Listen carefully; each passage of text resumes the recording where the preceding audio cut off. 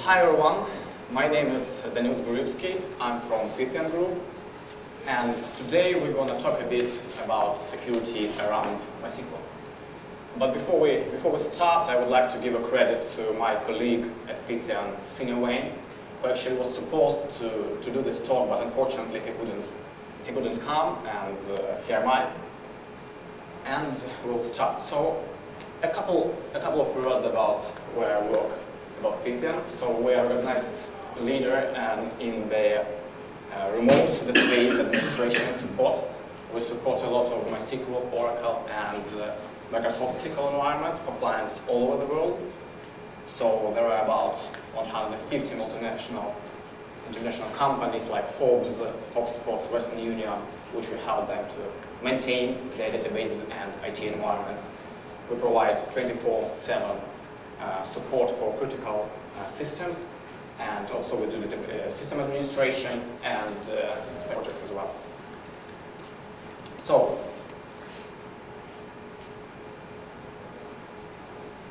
what are we going to talk about today? First of all, I'm not going to give like a detailed technical talk on the security, because there are many areas and which I will cover today, and each of these areas itself can make a talk and an additional presentation. But I will just do an overview of things which may and usually do influence MySQL security and the security of your production setup. So the reason is I'm talking about is MySQL itself, it doesn't exist in a vacuum. It's usually tied and linked in with a lot of other components in your IT infrastructure. There are a lot of things like networking, like hardware, application level. There are many of these items, and there are many levels on which the security can be compromised. So you can't think about MySQL security only in terms of built-in privileged system, which is based on, as you know, on the users' passwords, looking on the host from which the users can connect to MySQL. But the items which make the whole of your production setup, they all can have security flaws. So, this talk will be most like asking yourself how secure your setup is. So there will be a number of rather paranoid questions. Some of them may sound to some people ridiculous, because really different environments, they have different requirements for security. I mean, of course, if you run like a home page or your personal blog, your requirement for security is one. But if you are dealing with, for example, like payment processing, if you are working with credit cards, or if you store some sensible private information, of course your security requirements must be much stronger, and you should pay much more attention to how you build and how you keep the track of how the components of your production setup interact with each other in terms of security. So today I will try to cover such levels as the network, hardware, user management, backups, and encryption, and a bit of the application security. So these are components which are usually rotating around MySQL, and the problem here is that you can't make one of the components like very strong security terms and don't pay attention to another one, because each one can be easily compromised through many different ways. And I will try to tell some examples about how this can happen and how this does happen in production environments. So let's start with the network layer. So we all know that MySQL clients communicate, in most of the cases, they communicate with the database server through the network. So, and first question you should ask yourself is, do you trust your network connection? I mean, and how much can you trust it? Because all the data which flows from the database to the client, it goes through the network. So if network is compromised, then there's a chance that an attacker or a person who is willing to get your data can start pulling the data from the network layer. So yeah, the second item it's pretty basic. It's ridiculous at some point, but some people might ask themselves, is their router, for example, in the office, password protected? And it could be that in some cases it's a default password, which is also the thing that that can be seen. Sure, there, like if you have a sensible sysadmin, and most companies do, I mean, that situation wouldn't happen. But again, just try to ask yourself questions and see if there's a point in your setup which can fail. So another thing in network layer is like limiting the hosts, the set of hosts who can interact with the MySQL server. So yeah, you can do it with a built-in privileges system in MySQL, right? So everyone knows you can limit by the host. But also you can go further and just lock down the ports, for example, on MAC address. So just disallowing the machines other than you trust to connect on the particular port where your server is running.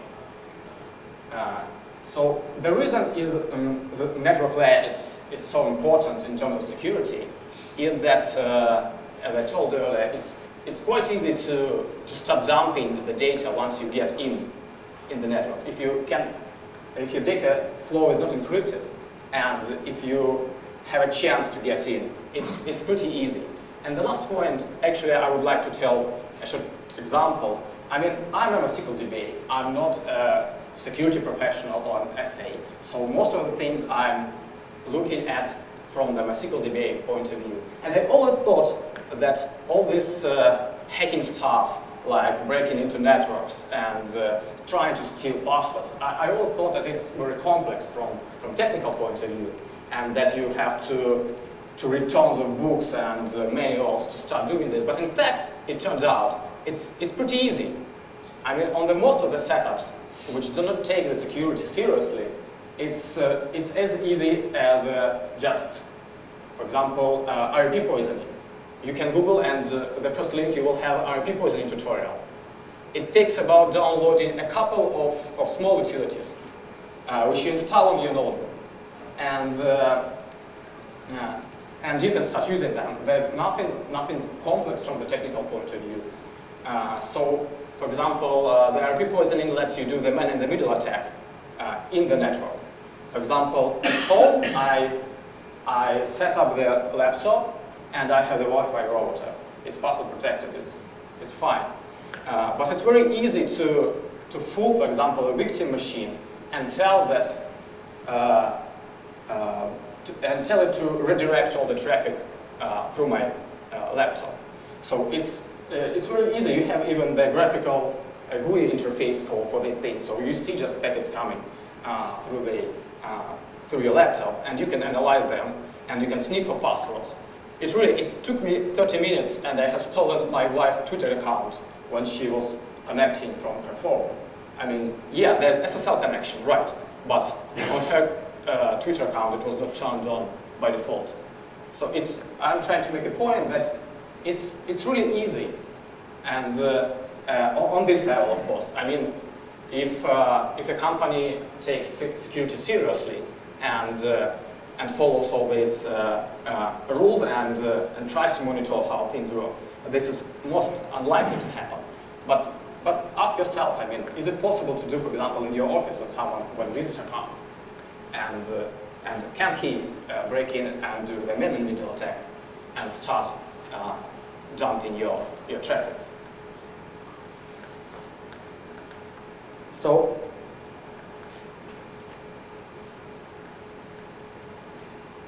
the next item is really a bit kind of linked with the network security is the remote management. And in some setups, the remote management cards are used. So this is a hardware appliance which is installed on the server and which allow a virtual console and the virtual devices on the machine. So basically, it allows you to connect to the server even when, for example, operating system is down. And some of our clients at Pythian use this. So you should be asking yourself a question, which, like how easy is it to break in and to use this network or remote management card? I mean, you, again, should evaluate how strong the password is. And you should think, is this card on a separate network, which is which is hard to get in? I mean, for example, is it separate from your office network? Because like accessing the remote management card will, in some cases, give the hacker the full control of the server. I mean, they can mount their image or the disk and boot and start any software they need, so they can get full access. And of course, this is not the thing you want to happen with your production environment.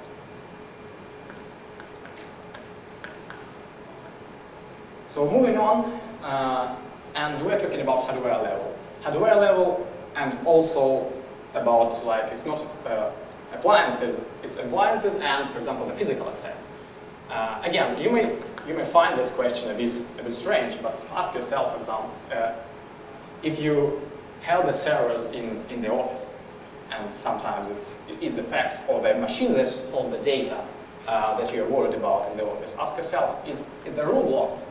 And who actually has a control over it? So the problem is we're thinking about security not only as an attack from the outside, but we should consider the attack from the inside, especially in the middle-sized and large companies. So it may be the case that a person inside the company is interested in stealing the data and selling it, for example. So when you think about security and building like the wall around your production system so nobody from the outside can get in, ask yourself how easy is it to break in from the inside. So a person working in the office, can they just grab the hard drives and go? I mean, can this happen? Another thing is also related to the network problem. Can someone rearrange the network even without the man in the middle attack? And just, for example, put another computer or their own switch in the middle. So if they do this, again, they get the traffic through their machine, they can analyze it and get whatever they need. I mean, in some cases, if it's not encrypted. And this one brings to another point. It's like investigate all the network outage. And I would go further and tell that outages and strange activity investigation is a very important point here. Because sometimes the strange activity has nothing to do, in most of the cases even, it has nothing to do with the attack on your data. But you don't want to meet the chance and to want to meet that one event that actually leads to the attack, to the data stolen, or to breaking a system or whatever. So in this case, like the sysadmins should be investigating the network outages and see what actually happened. So yeah, we see the network glitch, but what caused it? I mean, was it a switch problem, or really someone just tried to put his appliance in the middle of the network? So, and I have a story about the investigation of the strange activity. We will talk about it a bit later, but it will be just connected with this topic.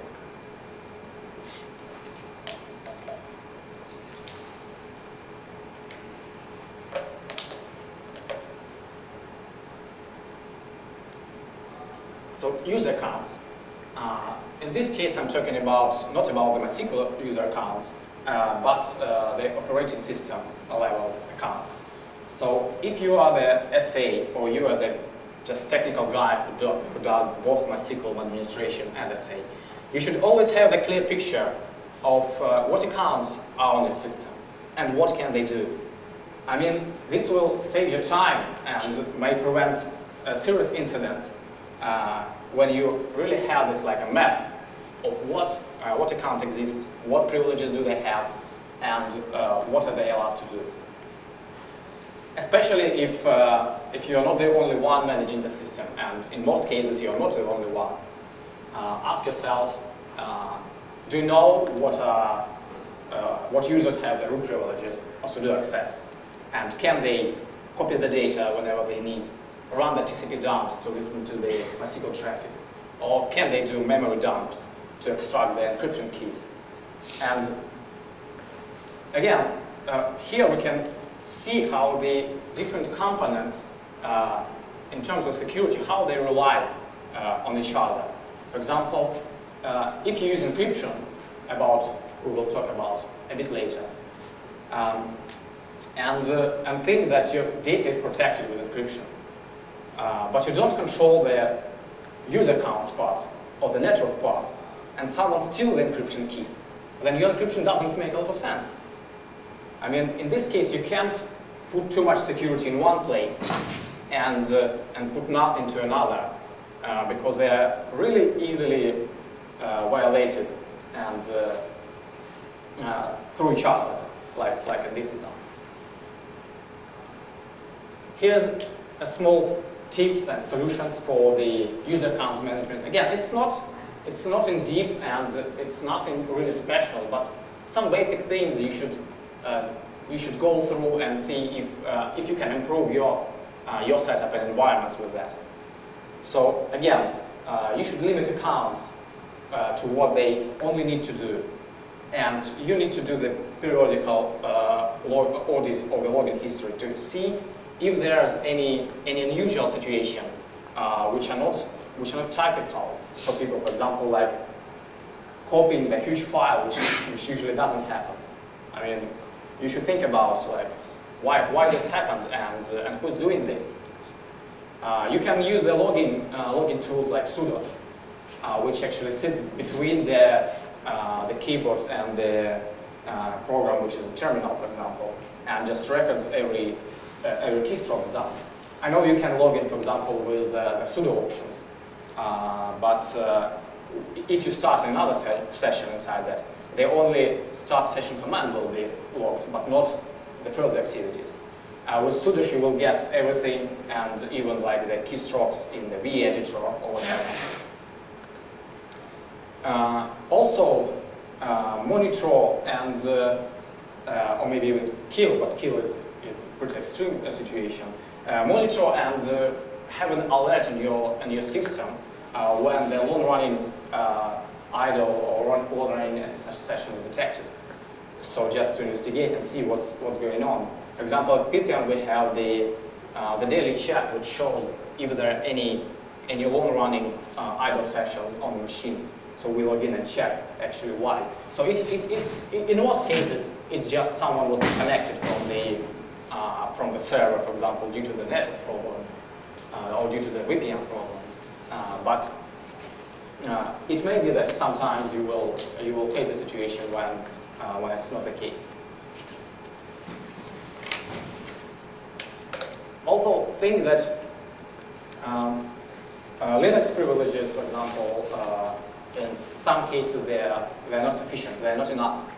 And you can think about using the Linux security enhancements like AppArmor or SELINUX to restrict access. So this again brings us to the how the components are linked together. So if you restrict the running of the arbitrary programs for the people, I mean, they will not be able to run, for example, the TCP dump. It's also important if you have a big team, for example, of SAs and DBAs. So the DBAs should access only MySQL. I mean, it's not always the case if DBA does both administration and DBA role, but try not to give the permissions that are not needed for work to be done. I mean, I'm looking at it from the MySQL DBA point of view, and sometimes I really hate these environments. Some clients are really concerned about security, and they limit every step, and you need to to discuss any step you do with the person who's responsible for that. But usually this approach makes sense. I mean, they care about their data, and when working on such setups as a DBA, it's annoying, it's hard, but you need to take it that you are limited to things you need to do on the system and nothing more. And this is the approach which everyone who cares about the security and about their data security, this is the approach they need to adopt.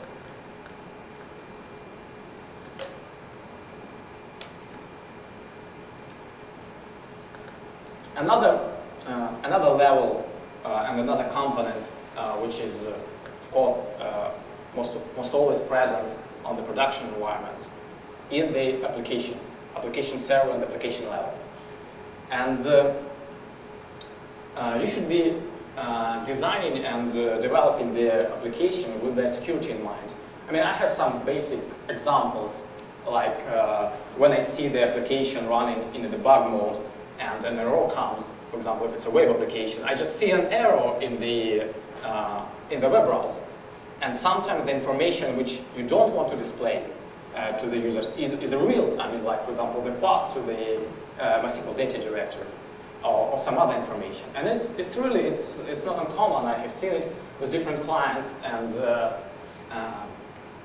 even the big ones who should be caring about security more than others. But really the application, maybe it's a legacy thing, but still it exists, and you should be thinking about not revealing information you don't want to put into the outer world.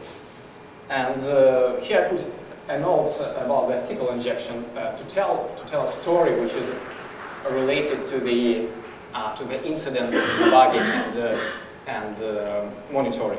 So one day I noted that one server from one of our clients has a strange activity in MySQL. I mean, it looks like just a spike of the active threads. So it was just a bit more than usual. And such things do happen, right? I mean, it could be a reporting job, it could be anything, it could be just a bit more users came than they come usually. So one could just tell, okay, I will just keep and wait. The load will go down, nothing really happened, right? So I logged into the machine, and I noted the query which really didn't look like the application query. So it really looked like an SQL injection, and someone was just pulling the emails and the passwords from the client's database. So if I haven't started to investigate this rather regular and incidents, I mean, we would never probably knew about this thing. So at that point, we only could just restrict access to the table for some time while the developers on the client side were fixing the bug in the application which allowed the SQL injection. So again, I'm making my point that when you're thinking about security, everything actually matters. So every small incident can be a problem which could lead you to disaster. So you shouldn't be underestimating such things.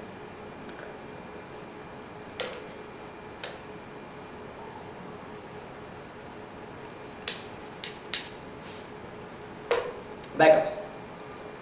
So we're talking about database environments, right? So everyone who has a database usually runs the backups. So if he doesn't run backups, he should start thinking about backups first and then about the security. Backups are the copy of data, right? In this form or another form. They may be just a binary copy of files, they may be a text dump of the data. But again, backups is a copy of data. So you should be treating backups with the same security priority as you treat your database environment. Because if you have the backups freely available, I mean, not freely, but easily available, or nobody will care about stealing your production database. They will just take backups and go. So there are some points here. So you should be keeping in mind about who does backups and who has access to restore them. So about the restore thing, usually in many environments, what happens is you have the production setup and you have the development setup where the developers work, where they fix bugs, where they develop new features. And usually they want to work or they want to test on the real data set. I mean, they don't want an empty data set with a couple of rows because it has nothing to do with the real world. But they want to work with the production data.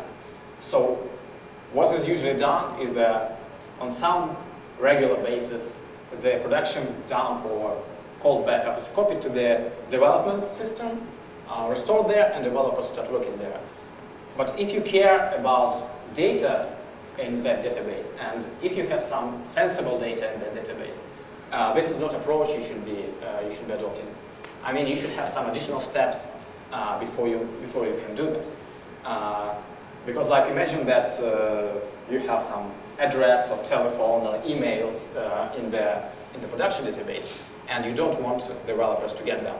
So before copying the data to the production or to the development side, you may run it through some scripts just to whether clean up the sensible data, or if it's important for the development, you may do some tricks, like maybe in email just change the letters in the random order so you have the pretty similar distribution which is on the production. You don't have the same value for the column. But you just miss and mess the sensible data in the way it doesn't make any sense. And that's important because, like, it's a really common situation where the backups are copied to the development systems. So you should also be thinking about copying backups to the secure offsite location.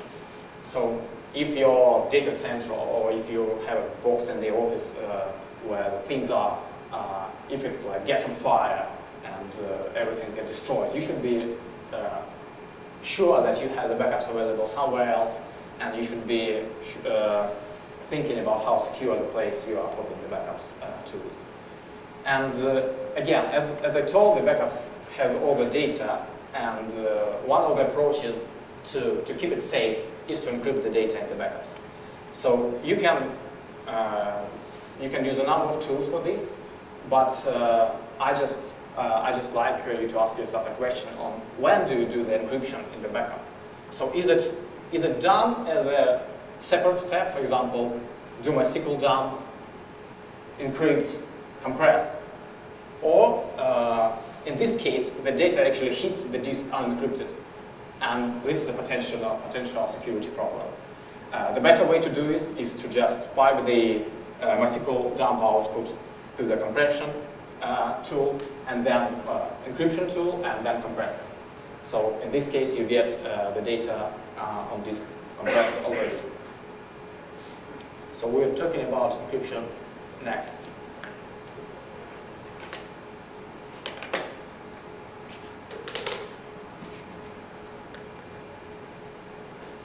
So encryption is great.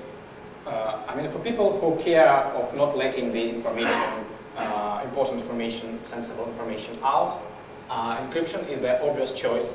And again, you can adopt several approaches here. So, for example, you have the database, and you don't really need to encrypt all, because we all know that adding any layer of complexity, it adds an overhead, right? So encryption doesn't come for free, so you will lose something in performance, for example. So you may choose to encrypt only the sensible data in the database, which means like some columns or in a table or a whole table, but not the others. There's a number of tools for Linux which allow you to encrypt the disk, for example, the whole data on disk or at some place. You can choose this approach. Again, the software approach also adds a performance overhead, and if you're adopting this, you should be measuring carefully if you get the performance you want to. I mean, if you don't get that degradation at that level when the application is not usable. And at last, there are hardware appliances for encryption. Some of them are are really designed to work with the MySQL databases. For example, the package general solution, which is like a hardware thing, which is set up in the server and it's doing the encryption on the fly for the MySQL databases. So I had a chance to work with it a bit, and the hardware appliances, of course, work much faster than the software approach. And I did some benchmarks, and I didn't saw really any significant performance degradation during the work with encrypted database and unencrypted. So it's pretty much stable. So encryption is great, but again, let's come back to some paranoia. If you encrypt your data, ask yourself, like, where do you store the encryption keys, and who can access them? What is preventing another person to get the encryption keys and decrypt your data? I mean, it's also a common situation, and like if you are just focusing on the making your data safe, and you can easily lose some moments and some points, which make all the activity just useless. For example, if you are taking advantage of the encrypting only some parts of data, for example, only some columns in a database, you may rely on the built-in MySQL function, which does this. But this function accepts the key as one of the parameters. And again, it can be sniffed with the network monitoring, network dump, TCP dump, or the memory dump. So this is also possible security risk. So the solutions, I mean, there's not the solutions for all the problems, but the thing is, for example, in MySQL you can enable the SSL connection, and it's a simple step, and it really helps you to avoid many problems which you may get. Again, the last item is about access restriction, which I told you earlier. So if you don't have access to the tools you may use to dump your data, you can do it. So about the SSL connection, I have like a short notice about to show how easy it is, for example, to set up the SSL replication.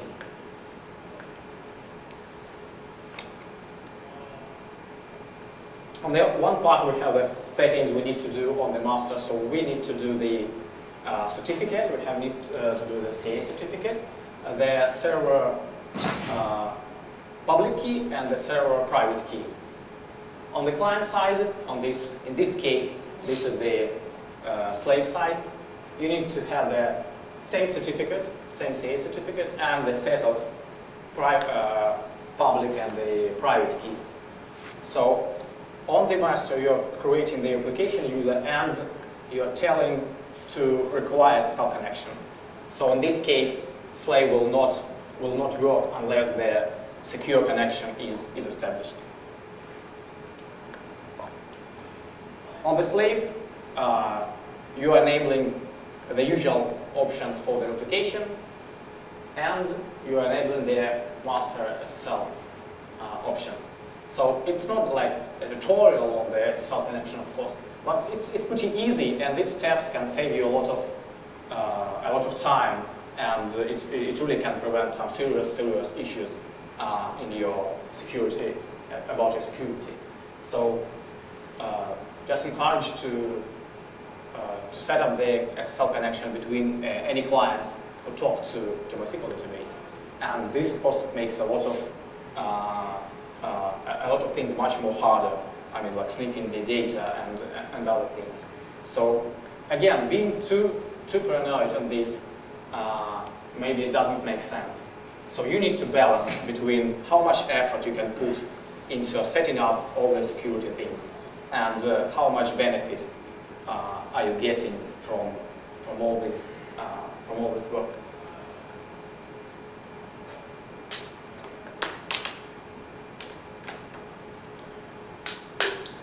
So I will run it much faster than I thought.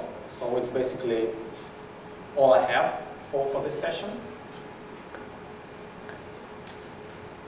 If you have any questions, sure. So going back to the previous slide where you talked about encryption for replication, Yes. what's the overhead on that? Because you mentioned a couple minutes ago that there was minimal overhead when using SSL. Is that specific to hardware-based SSL versus non-hardware, or is it what's the reference there in terms of the overhead on that? I didn't measure the overhead myself, but I guess for replication it's not that much. It's a serialized process, right? So it's writing to the binary log in one thread. It's reading from the binary log in another thread. So there's no concurrency problem in this case. So I don't think it's really huge. But again, I don't have the numbers to give you. What's been your experience with dealing with security and operating in the cloud, specifically leverage and transparency, and getting what you want for your application that's going to be hosted there? In the cloud, in particular. Pardon? You mentioned the cloud. Yeah, right.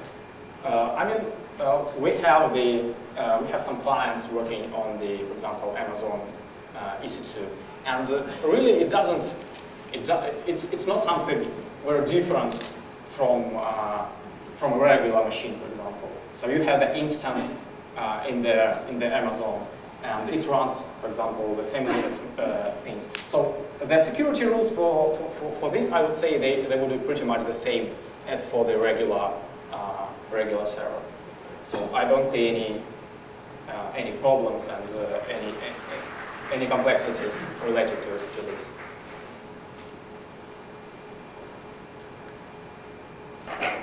You want to give the business currently draw a book of Sherry's new book? If there's no other question, we have an announcement. You can come to my table, leave your business card, or just give me the email, your name and the company. We'll put that all in the magic hat one day, and you may win the signed by the author, Sherry Cabral, the copy of the MySQL Administrator Bible. So you are welcome to come to my table and try to get it. Thank you all.